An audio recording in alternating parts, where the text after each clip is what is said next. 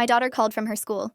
Mom, the principal is suspending me for vandalism I didn't do, and they have a witness who says they saw me. When I walked into the office, the principal's confident smile vanished and she stammered, Chief Investigator, I had no idea she was yours. The call came at 2:17 p.m. on a Thursday afternoon while I was reviewing surveillance footage from a charter school in the Northern District. My daughter Riley's name flashed on my screen, and I almost didn't answer because she knew I was working, but something in my gut made me pick up. Mom, you need to come to school right now. Her voice was shaking, that specific tremor that meant she was trying not to cry in public. Principal Blackwell is suspending me for 3 weeks. She says I spray painted the gym walls last night and there's a witness who saw me do it. But Mom, I swear to God, I didn't do anything. I was home with you all night. I stood up so fast my chair rolled backward and hit the wall. Riley, slow down. What witness? Who's accusing you? Madison Thorne. She says she saw me in the gym at 9 p.m. with spray paint cans. But I wasn't there, Mom. You know I wasn't there. We watched that documentary about the college admissions scandal together. Remember? We made popcorn. I remembered. We'd been on the couch until almost 11, and Riley had fallen asleep during the credits. I'd woken her up to go to bed around 11:30. There was absolutely no way she'd been at school vandalizing anything. Don't say another word, I said, already grabbing my jacket and badge. Don't sign anything, don't admit to anything, don't let them intimidate you. I'll be there in 15 minutes. I'm Victoria Hayes, 41 years old, Chief Investigator for the State Department of Education's Fraud and Compliance Division. I've held this position for 6 years, investigating everything from embezzlement and bid rigging to falsified test scores and credential fraud. Before that, I spent 9 years as a forensic accountant with the FBI's white-collar crime unit. I know how to follow money, how to spot inconsistencies in documentation, and how to recognize when someone is lying to cover up something bigger. My job has made me naturally suspicious of institutional authority, especially in schools where the power dynamics are so skewed and the oversight is often minimal. I've seen superintendents steal millions, principals manipulate enrollment numbers for funding, teachers falsify grades to boost school ratings. The education system, for all its noble intentions, is riddled with people who abuse their positions for personal gain. Riley knew what I did for a living. She'd grown up listening to me talk about cases over dinner, understanding that accountability mattered, and that telling the truth was non-negotiable. She was 16, a junior at Riverside Academy, honor roll every semester since 6th grade, varsity soccer, debate team, volunteer work at the community food bank on weekends. She'd never been in trouble, never even had a detention. The idea that she'd vandalized school property was absurd. But as I drove toward Riverside Academy, my hands tight on the steering wheel, I felt something nagging at the back of my mind. Madison Thorne. That name was familiar, though I couldn't immediately place why. Riverside Academy was one of the top-ranked public high schools in the state, nestled in an affluent suburb with manicured lawns and a campus that looked more like a private college than a public school. The building was modern, all glass and steel, with a state-of-the-art athletic facility that had been completed 2 years ago at a cost of $18 million. I'd actually reviewed the construction contracts as part of a routine audit when the project went over budget, but everything had checked out. No fraud, just the usual cost overruns that came with ambitious municipal projects. I parked in the visitor lot and walked through the main entrance at 2:33 p.m. The administrative assistant at the front desk, a young woman named Claire who I'd met at a few school events, looked up with wide eyes. Miss Hayes, they're waiting for you in the principal's office. Riley's already in there. I nodded and headed down the hallway, my heels clicking against the polished tile floor. Through the glass walls of the main office, I could see Riley sitting in one of the chairs outside Principal Blackwell's private office. Her face was blotchy from crying, her arms wrapped around herself. When she saw me, relief flooded her expression. I pushed open the door and went straight to her. Are you okay? She nodded, wiping at her eyes. They won't let me explain. They just keep saying Madison saw me and that's all the proof they need. Before I could respond, the door to the principal's office opened and Dr. Catherine Blackwell stepped out. She was 53, had been principal of Riverside for 8 years, and had a reputation for running a tight ship. She wore expensive suits and had her salt and pepper hair cut in a severe bob that made her look perpetually stern. She started to speak, her expression confident, almost smug. Miss Hayes, thank you for coming so quickly. I know this must be difficult, but we have a zero-tolerance policy for vandalism and…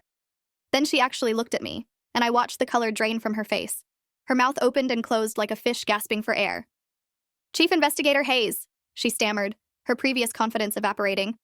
I had no idea Riley was your daughter. She uses a different last name at school. My ex-husband's name, I said coldly. Riley Cooper. But that doesn't change the facts of this situation. You're accusing my daughter of vandalism based on what, exactly? The word of another student? Dr. Blackwell recovered slightly, straightening her shoulders. We have a credible witness, Miss Hayes. Madison Thorne is a trustworthy student, a senior, member of student council. She has no reason to lie. She reported seeing Riley in the gymnasium last night at approximately 9 p.m. with several cans of spray paint. This morning, we discovered extensive vandalism in the gym. profane language, offensive imagery, damage that will cost thousands of dollars to repair. And you've confirmed Riley was actually at school last night? You've reviewed security footage? Dr. Blackwell hesitated. The security system in the gymnasium has been experiencing technical difficulties. The cameras weren't recording last night. How convenient. So you have no physical evidence, no video footage, just the accusation of one student against another. And based solely on that, you're suspending my daughter for 3 weeks? Madison is very reliable, Dr. Blackwell said defensively, and she was quite specific in her account. She described Riley's clothing, mentioned that Riley was wearing the green Riverside soccer sweatshirt. Riley is on the soccer team, correct? I looked at Riley. Do you own a green soccer sweatshirt? She nodded. Everyone on the team does. Coach gave them to us at the beginning of the season. There are like 30 of them. I turned back to Dr. Blackwell. So your witness saw someone in clothing that 30 students own, in a gym with non-functioning security cameras, and you've decided it was Riley. Have you questioned the other 29 students who own that same sweatshirt? Dr. Blackwell's jaw tightened. Miss Hayes, I understand you want to defend your daughter, but Madison was very clear about what she saw. She identified Riley specifically. Based on what? Did she see Riley's face clearly? Did they speak to each other? Or did she see someone from a distance wearing common athletic clothing and decided it was Riley? She saw her face, Dr. Blackwell insisted. She was certain. I pulled out my phone and opened my calendar app, turning the screen toward Dr. Blackwell. Riley was home with me last night from 6 p.m. until after 11. We watched a documentary together. I can provide you with our streaming account history showing exactly what time we started watching and finished. I can also provide testimony that Riley never left the house. Dr. Blackwell looked uncomfortable. Parents often believe their children are home when they've actually snuck out. I'm not just any parent, I said quietly. I'm a trained investigator with the State Department of Education. I notice things, and I'm telling you with absolute certainty that Riley was home last night. There was a long silence. Dr. Blackwell glanced toward her office, where I could now see another woman sitting in one of the chairs. Perhaps we should all sit down and discuss this calmly. I've asked Vice Principal Sharon Reeves to join us, as well as Madison's parents. The meeting was a disaster from the start. We filed into Dr. Blackwell's office, a spacious room with cherrywood furniture and diplomas covering one wall. Vice Principal Reeves was there, a thin woman in her late 40s with nervous energy. Also present were David and Patricia Thorne, Madison's parents, and Madison herself. Madison was 17, blonde, pretty in the way that came from expensive skincare and regular salon visits. She wore designer jeans and carried a luxury handbag that probably cost more than my monthly car payment. Her parents had the same polished, affluent appearance.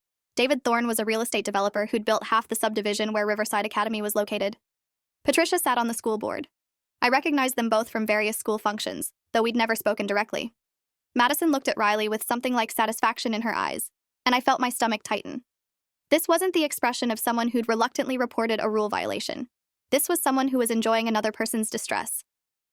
Dr. Blackwell started the meeting with a recap of the situation.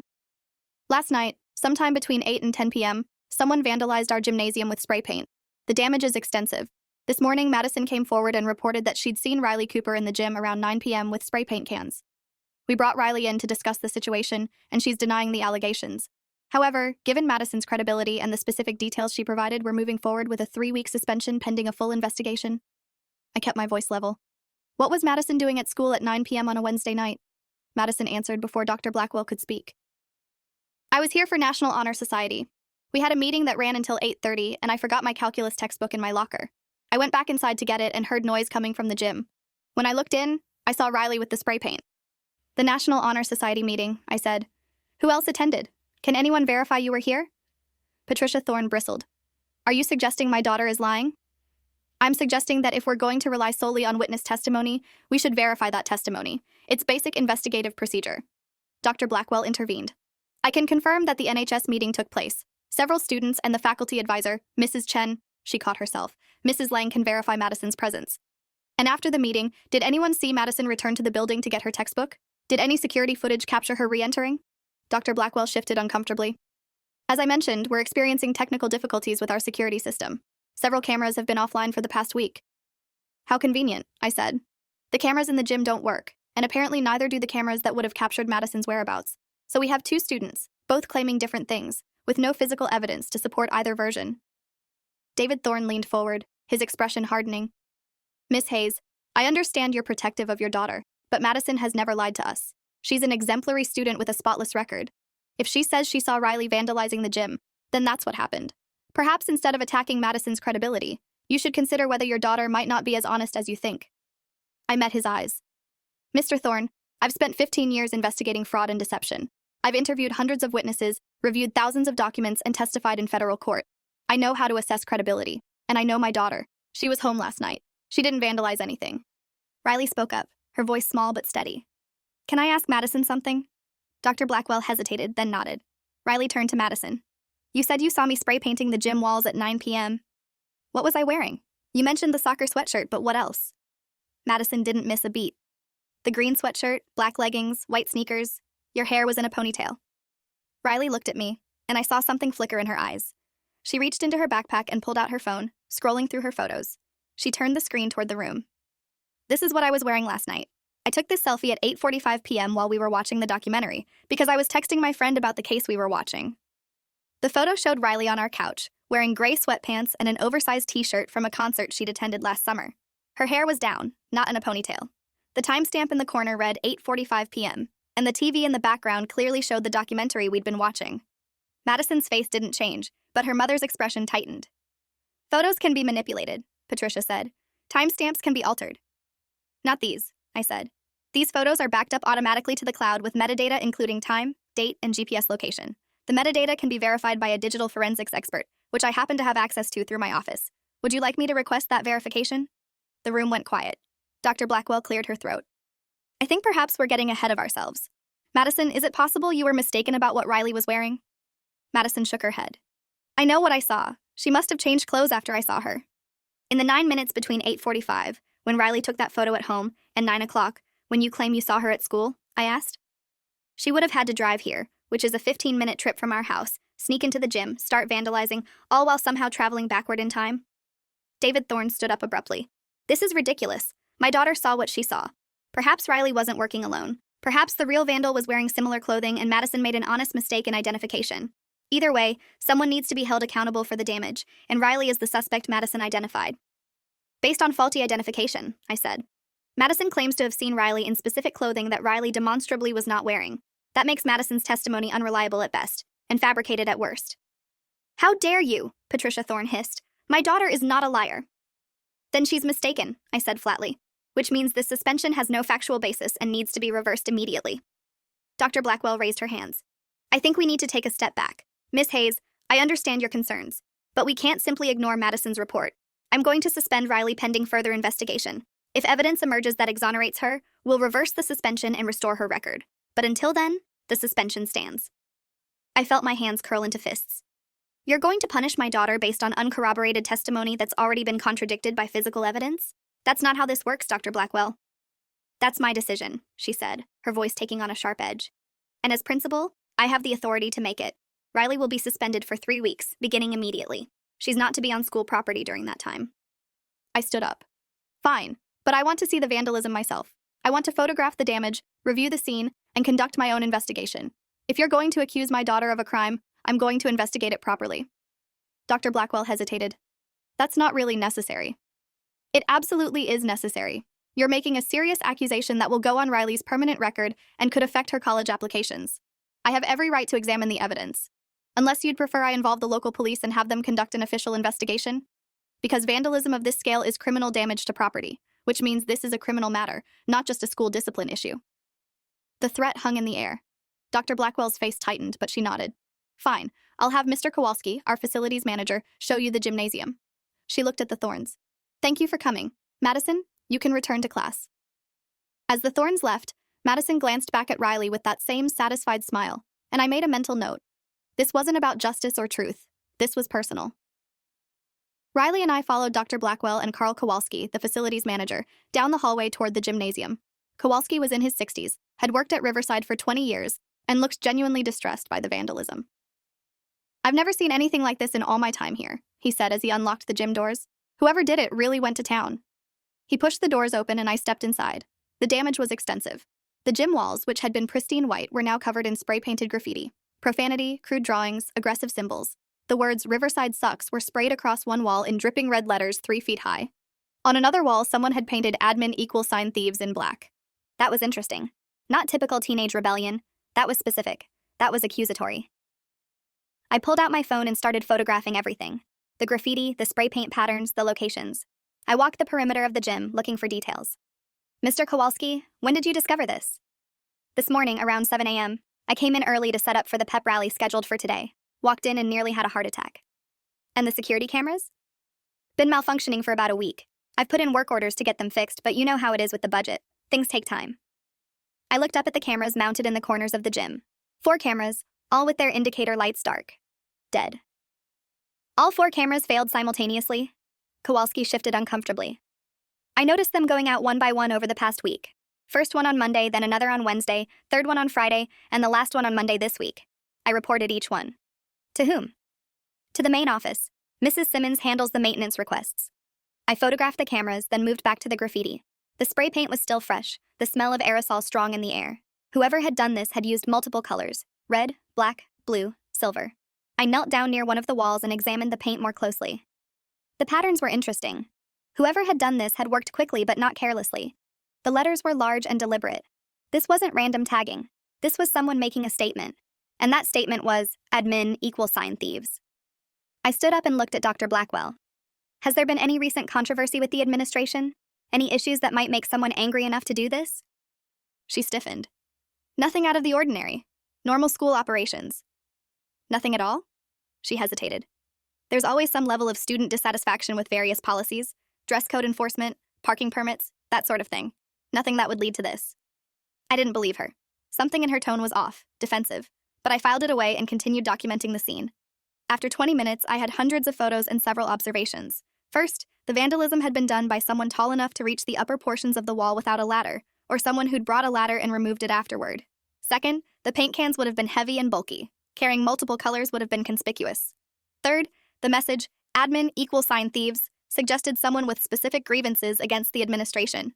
Riley was 5'4" and had no grievances against anyone. She was well-liked, focused on academics and soccer, and had never expressed any political opinions about school administration. This wasn't her style, her message, or her method. I finished photographing and turned to Dr. Blackwell.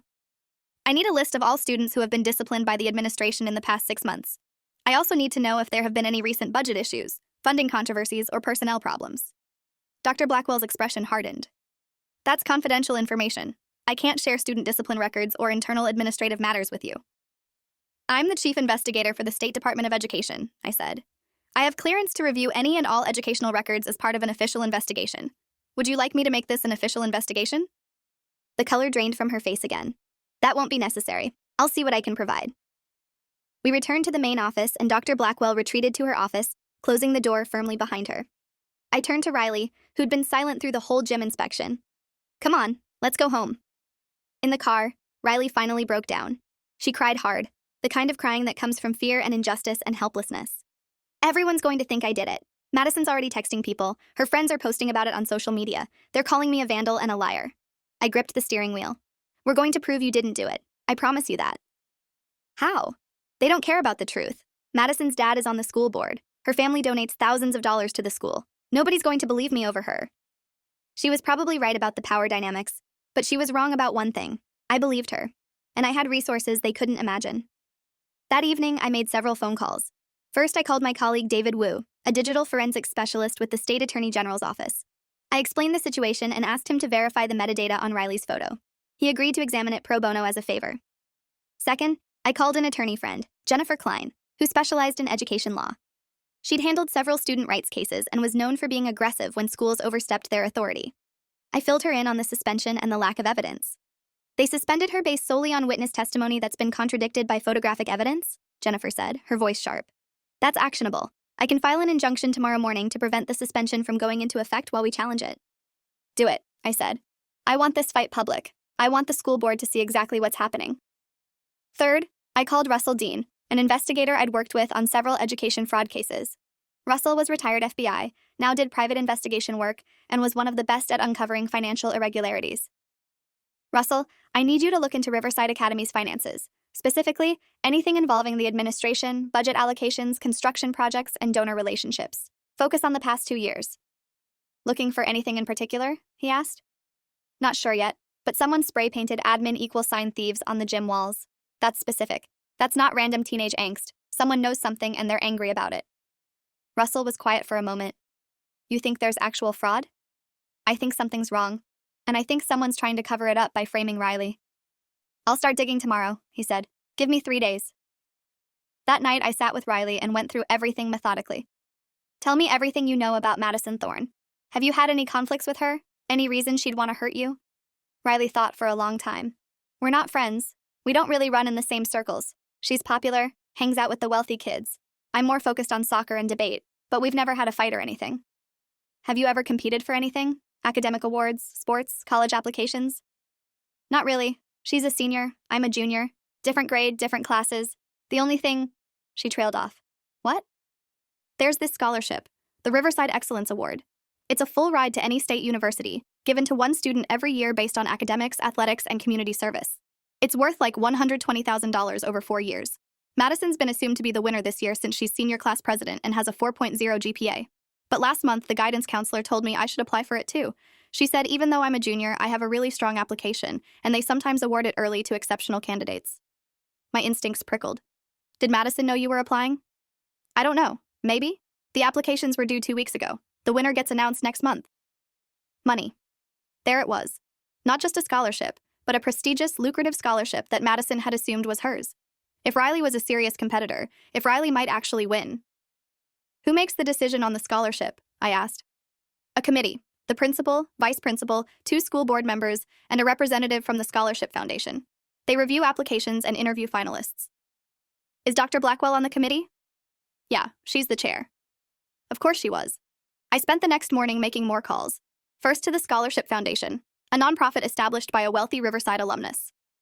I identified myself as Chief Investigator Hayes and asked about the current year's selection process. The foundation director, a man named Philip Hargrove, was initially cautious but opened up when I explained I was conducting an investigation into potential irregularities. We've actually had some concerns this year, he admitted. The committee has been unusually secretive about the finalist pool. Normally, they share candidate information with us early in the process, but this year they've been tight-lipped. Do you know who the finalists are? Not officially, but I've heard through back channels that there are 2 strong candidates, Madison Thorne and Riley Cooper. He paused. Wait, is Riley your daughter? Yes. I see. Well, I can tell you that from our perspective, Riley's application was exceptional. Her academic record, her community service hours, her essay about educational equity, it was one of the strongest applications I've seen in years. Madison's application was also strong, but more conventional. Both are qualified, but Riley's stood out. Has anyone from the school committee contacted you recently about the selection? Dr. Blackwell called me last week.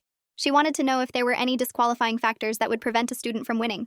I told her no, as long as the student maintained good standing and had no disciplinary issues. The pieces clicked together in my mind with sickening clarity. Riley was about to win the scholarship. Dr. Blackwell knew it. Madison's parents knew it. And if Riley suddenly had a 3-week suspension for vandalism on her record, she'd be disqualified. The school board would never award a scholarship to a vandal. Madison would win by default. This wasn't about vandalism at all. This was about eliminating competition for a $120,000 scholarship. I thanked Philip Hargrove and ended the call, my hands shaking with anger. They'd framed my daughter. Deliberately. Systematically. And they'd assumed they could get away with it because they controlled the process. They'd forgotten one crucial detail. I was an investigator whose entire career was built on exposing exactly this kind of corruption. Jennifer Klein filed the injunction Friday morning in county court. By noon, we had a hearing scheduled for Monday morning at 9 a.m. The school district's attorney, Thomas Brennan, filed a response arguing that the principal had discretion in student discipline matters, and that the suspension was appropriate based on the witness testimony. But Jennifer's filing included Riley's alibi photo with verified metadata from David Wu, showing conclusively that Riley had been home when the vandalism occurred. It also included a detailed affidavit from me about my investigative credentials and my certainty that Riley had been home that night. Over the weekend, Russell Dean called with preliminary findings. Victoria, you're not going to believe what I found. Try me. Riverside Academy received an $18 million budget allocation 3 years ago for the new athletic facility. Construction went over budget, as you know. But what you don't know is that there were multiple change orders and cost overruns that weren't properly documented. The final cost was closer to $22 million. Where did the extra $4 million come from? That's the interesting part. It came from a discretionary fund controlled by the school board. But here's where it gets weird. The primary contractor for the athletic facility was Thorne Development Corporation, David Thorne's company. My stomach dropped. Madison's father built the gym?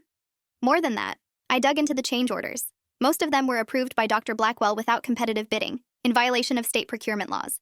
And several of the change orders were for work that was never actually performed. Phantom invoices paid directly to Thorne Development. How much? At least $2 million in fraudulent billing. Probably more, but I'd need access to the actual construction records to verify. So David Thorne defrauded the school district of $2 million with Dr. Blackwell's approval and oversight. It looks that way. And there's more. Patricia Thorne, as a school board member, should have recused herself from any votes involving her husband's company. But according to meeting minutes I obtained through public records requests, she not only voted on the athletic facility contract, she was one of the strongest advocates for approving the change orders. This wasn't just about a scholarship anymore. This was about covering up millions of dollars in fraud. If Riley won the scholarship and became more prominent in school activities, if she started asking questions or noticing irregularities, she might stumble onto the same evidence Russell had found. Better to eliminate her now by destroying her reputation and ensuring she'd never be in a position to threaten them. Russell, I need you to document everything. Every change order, every invoice, every board vote. I'm going to need this evidence for court. Already on it. I'll have a full report by Monday morning. I spent the rest of the weekend preparing. Jennifer and I built our case not just around Riley's innocence, but around the larger pattern of corruption at Riverside Academy. We documented the scholarship timeline, the construction fraud, the conflict of interest, and the suspicious timing of Madison's accusation. Monday morning at 8:30 a.m., we arrived at the county courthouse. Riley was nervous, wearing a conservative dress and looking younger than 16.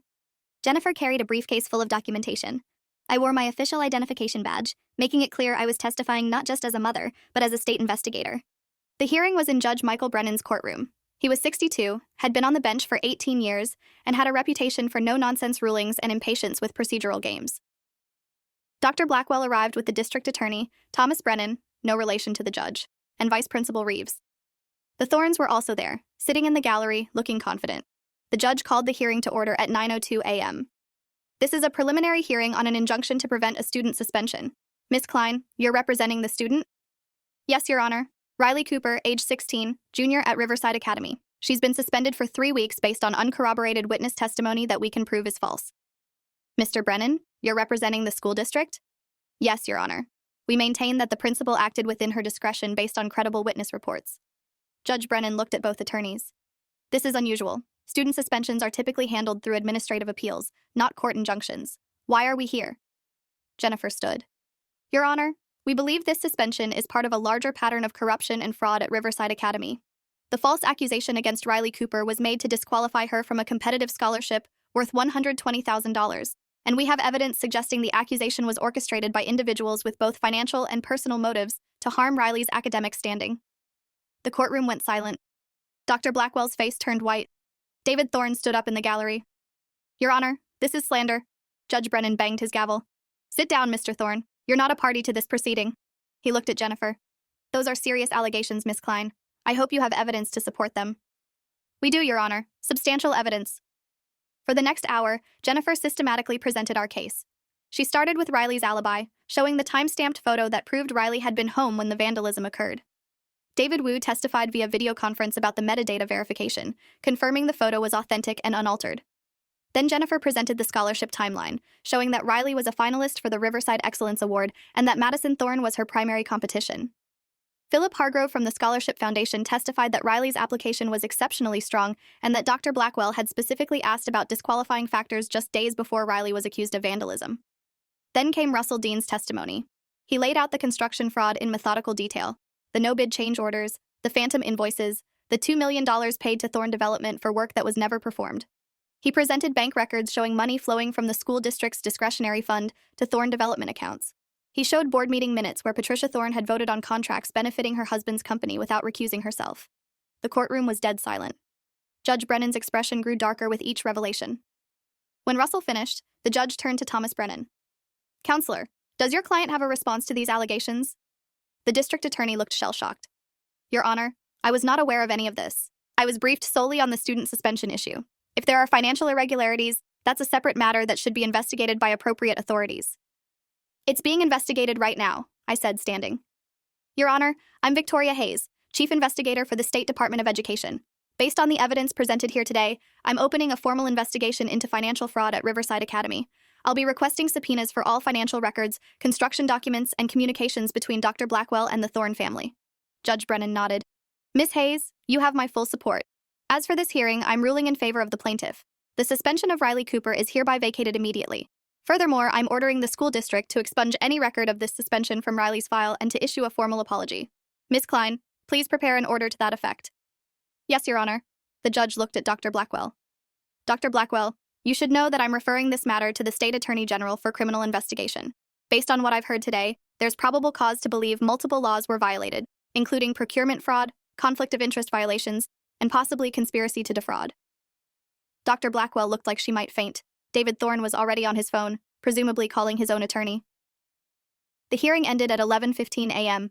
Outside the courtroom, reporters were waiting. Jennifer had made sure to notify the local media about the hearing. Riley and I walked past them without comment, but Jennifer gave a brief statement about the court's ruling and the vindication of Riley's innocence. By that afternoon, the story was everywhere. Riverside Academy scandal. Principal accused of framing student to cover up fraud. School board member's husband allegedly embezzled millions in construction scheme. Investigator's daughter falsely accused in scholarship conspiracy. The school board held an emergency meeting that evening and placed Dr. Blackwell on administrative leave pending investigation. Patricia Thorne resigned from the school board. David Thorne's company was immediately removed from all active school district contracts. Within a week, the State Attorney General's office had opened a full criminal investigation. Subpoenas were issued for all financial records, emails, and communications. Forensic accountants descended on Riverside Academy's business office like a swarm of locusts. The investigation uncovered even more fraud than Russell had initially found. Over a 3-year period, the Thornes had embezzled nearly $3.8 million from the school district through fraudulent construction invoices, inflated change orders, and kickbacks disguised as consulting fees. Dr. Blackwell had received $200,000 in consulting payments from Thorne Development, paid into an offshore account in the Cayman Islands. She'd approved every fraudulent invoice, bypassed every safeguard, and used her authority as principal to shield the scheme from oversight. The vandalism, it turned out, had been committed by a student named Justin Crawford, a senior who'd discovered the fraud while working as a student aide in the business office. He'd spray-painted admin=sign thieves as a desperate attempt to expose what he'd found. But when Dr. Blackwell discovered his graffiti, she'd realized it could be used to her advantage. If she could blame the vandalism on Riley and get her suspended, Riley would be disqualified from the scholarship, Madison would win, and the Thorne family would have even more leverage to keep people quiet. Madison had been instructed by her parents to falsely identify Riley as the vandal. She'd practiced the lie, rehearsed the details about clothing and timing, and delivered her false testimony with confidence. But she'd made one critical mistake. She'd described clothing that Riley wasn't actually wearing, and she'd been caught in the lie by time-stamped evidence she didn't know existed. Justin Crawford came forward after the scandal broke, admitting to the vandalism and explaining why he'd done it. He turned over documents he'd copied from the business office, providing even more evidence of the fraud. The criminal charges came down in March. Dr. Catherine Blackwell was charged with fraud, embezzlement, conspiracy to defraud, and witness tampering. She faced up to 20 years in prison. David Thorne was charged with fraud, bribery, and money laundering. He faced up to 30 years. Patricia Thorne was charged with conflict of interest violations and conspiracy. She faced up to 10 years. Madison Thorne, as a minor who'd been coerced by her parents, was offered a plea deal: testify truthfully against her parents in exchange for probation and mandatory community service. She took it. The trials were scheduled for the following fall. In the meantime, Riverside Academy underwent a complete administrative overhaul. Dr. Blackwell was replaced by an interim principal with instructions to implement comprehensive financial controls and transparency measures. The school board was expanded and diversified to prevent future corruption. The Riverside Excellence Scholarship was awarded to Riley in May at a special ceremony. She accepted it with grace, giving a speech about integrity, truth, and the importance of speaking up even when it's difficult. Justin Crawford, who'd risked his own future to expose corruption, received a special commendation from the school board and a recommendation letter from the State Attorney General for his college applications. Riley and I attended the Blackwell trial in September. I sat in the gallery and watched as prosecutors laid out the evidence of fraud and corruption. Dr. Blackwell's defense attorney tried to argue she'd been manipulated by David Thorne, that she hadn't fully understood the scheme. But the offshore bank account with $200,000 made that argument impossible to sustain. The jury convicted her on all counts. She was sentenced to 15 years in federal prison. David Thorne received 23 years. Patricia Thorne received 8 years. Their assets were seized to repay the school district, though they'd already spent or hidden much of the money. Madison Thorne finished her senior year at a different school, her reputation destroyed, her college acceptances rescinded. She eventually attended community college under a different name. Riley thrived. She graduated high school with a 4.0 GPA, earned her scholarship to the state university, and majored in criminal justice with plans to follow in my footsteps as an investigator. 2 years after the scandal, I sat in a college auditorium watching Riley receive an award for academic excellence. She'd maintained her scholarship, joined the university's debate team, and volunteered with an organization that helps students navigate unfair school discipline procedures. During her acceptance speech, she mentioned the false accusation, the fear she'd felt, and how it had shaped her commitment to justice. "My mom taught me that the truth matters," she said. "That evidence matters. That we can't let powerful people abuse their positions to hurt the vulnerable. And she taught me that sometimes the system works, if you're willing to fight for it." I watched her speak. This strong, brilliant young woman who'd survived an attempt to destroy her future, and I felt pride so intense it hurt. After the ceremony, Riley found me in the crowd and hugged me tight. "Thank you, Mom, for believing me, for fighting for me." "Always," I said. "That's what mothers do."